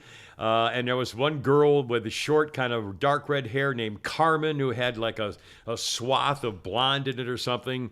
And she was a cute little dancer. And I remember it was the first time when Dick Clark would interview members of the audience to rate the songs. You ever Yeah. used to watch it to rate the songs? I hated that show. Oh, I thought God. it was stupid. And they'd be all these greasers, with a jelly roll haircut, donut haircut, Oh, like yeah, Elvis, haircuts, wearing peg pants and white socks with black pointy-toed shoes, real hoods. And they would say, well, I give it an 85 because I had a good beat and it was easy to dance to, Dick. All right, we have been saying the wrong one. Wow, what? Wrong song? Wrong song. Okay. So what- yeah, it's not in that song. thanks. I've been sitting here Sorry about that. All right, No, before it's you not get that, either. the first song on the American Bandstand when it made its American debut was Buddy Holly, and That'll Be the Day. Anyway, American Bandstand, this day, 1957 in Nashville. Yes, sir. What we got now? I'm looking for the song here, and of course, God bless, it's all so effed up. They do it backwards on your phone, and you Yeah. gotta like search for shit that it should be right here in front of you. Oh my God! Well, This is while you're like looking, 1962, Nelson Mandela is arrested for being a troublemaker, troublemaker. leading to strikes and so forth. He is about to spend 27 years in prison for leading strikes and union problems. And Nelson Mandela. 1964, Navy pilot Everett Alvarez is the first American pilot shot down over North Vietnam and captured by the enemy combatants. He would not be released for 7 years. I can't imagine. Damn. 1974, White House transcripts show President Nixon and his top henchman, H.R. Haldeman, hatched a plan to use the CIA to thwart the FBI from solving the Watergate scandal. The revelation would lead to Nixon's resignation.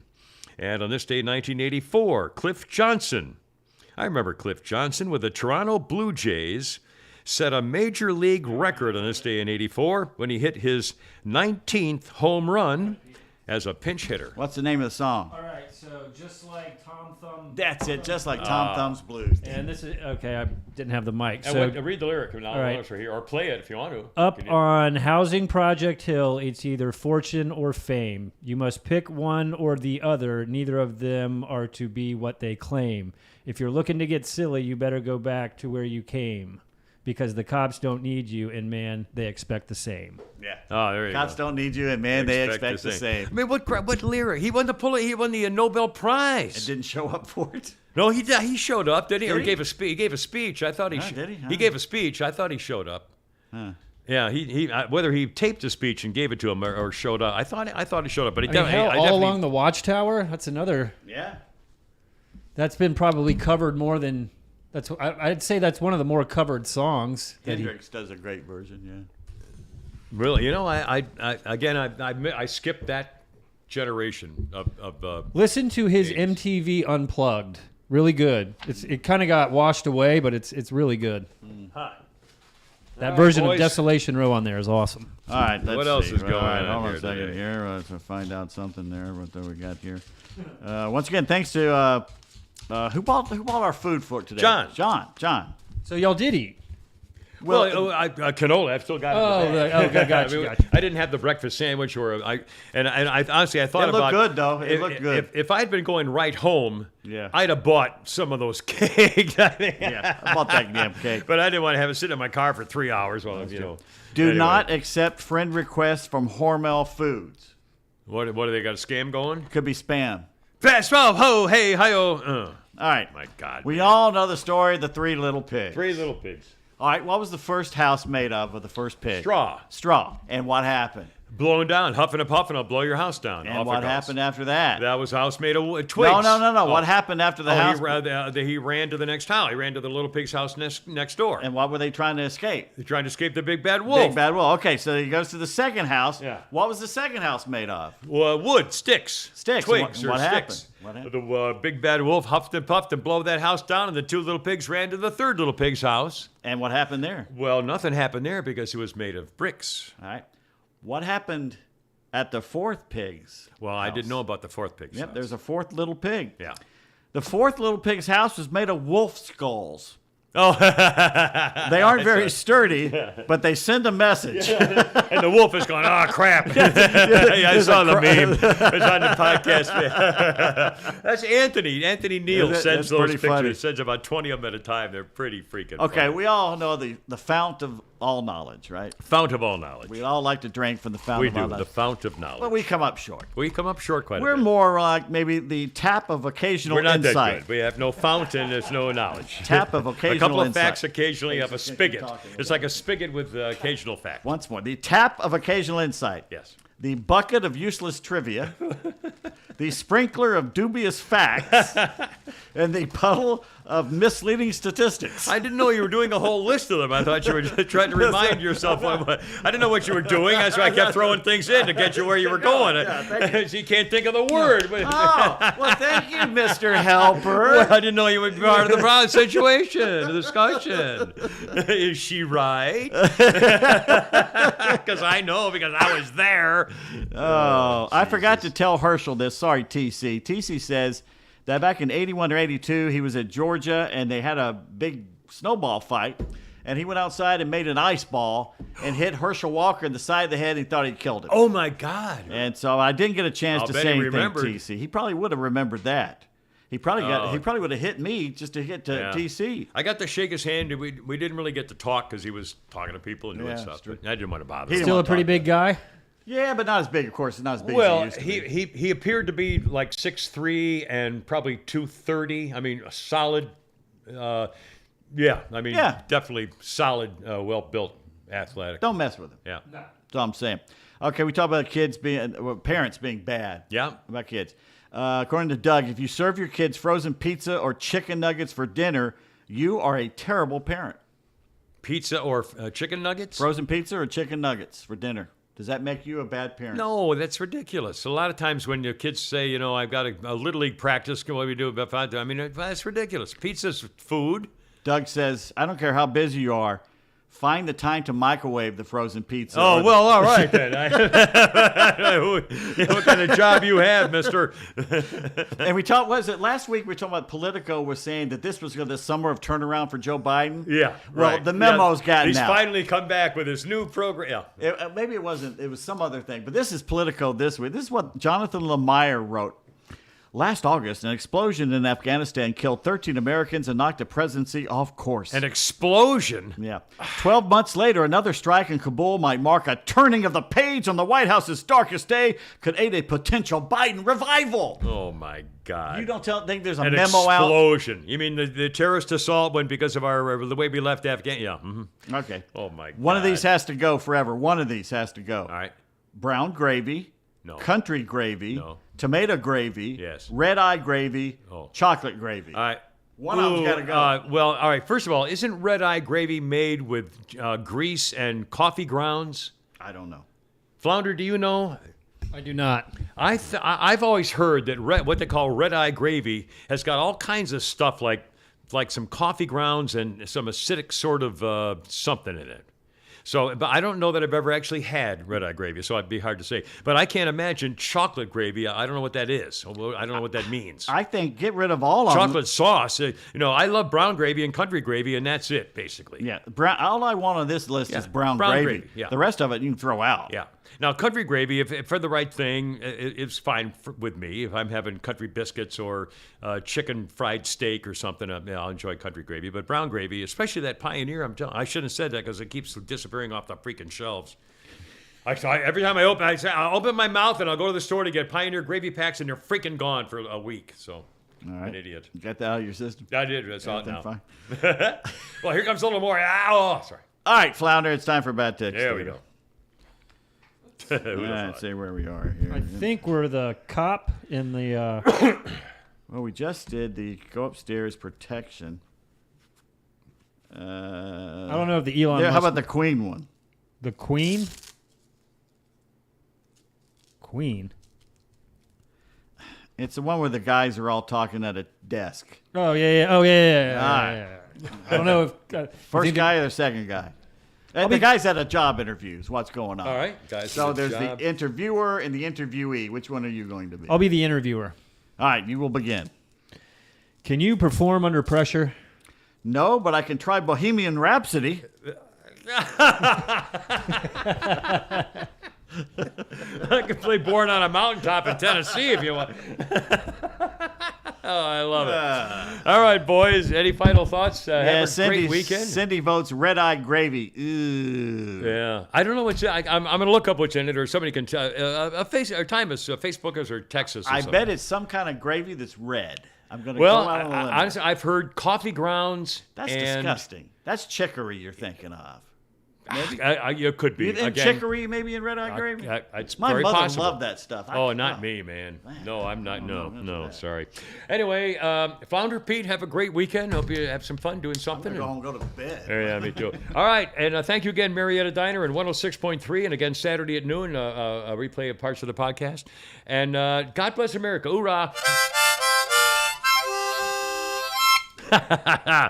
Semper Fi, I gotta go. You're killing me. Look out.